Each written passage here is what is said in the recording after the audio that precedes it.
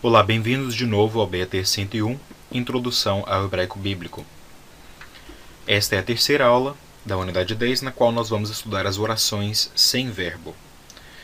No hebraico podem existir algumas orações na qual o verbo é inferido. Em outras palavras, o verbo não está ali, mas nós podemos inserir ou até assumir que existe um verbo. Tá bom? Por exemplo, frases com orações que têm adjetivos predicados. Nós já vimos isso antes. Um exemplo disso é a palavra tzadik atah Yahweh. Significa tzadik, justo, atah, tu, Yahweh. A tradução disso seria: tu és justo, ó Senhor. Por quê? Porque tzadik é um adjetivo predicado. Neste caso, então, o verbo ser é assumido ou inferido. Tá bom? Um outro caso bem similar a este é o caso das orações com pronomes demonstrativos predicados.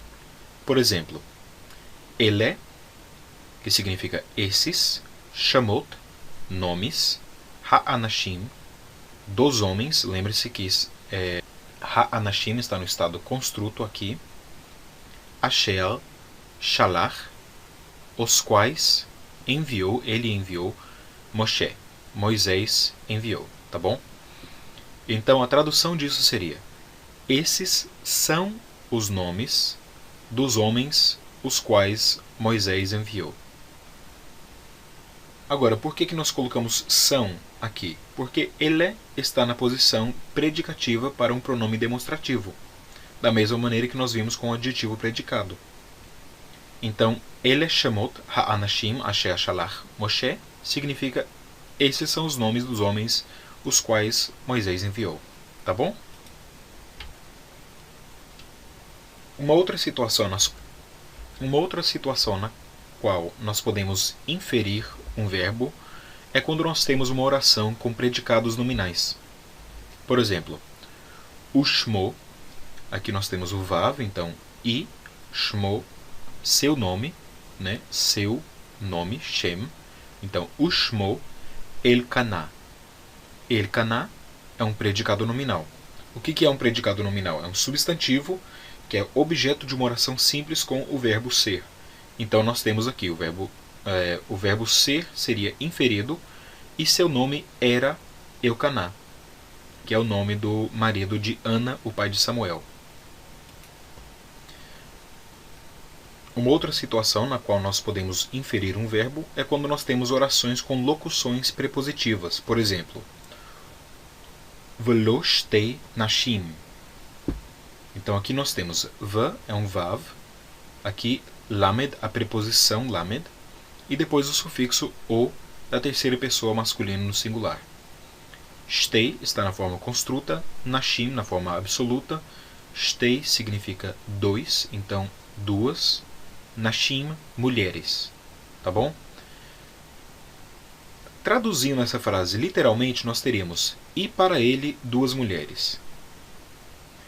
Mas quando nós levamos em conta que orações com locuções prepositivas às vezes podem inferir um verbo, Valoshtei Nashim pode ser traduzido como: ele tinha duas mulheres, ou a ele pertenciam duas mulheres.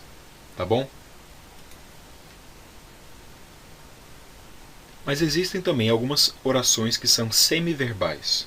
Por exemplo, Yesh Hamishim Tzadikim Bator Ha'ir.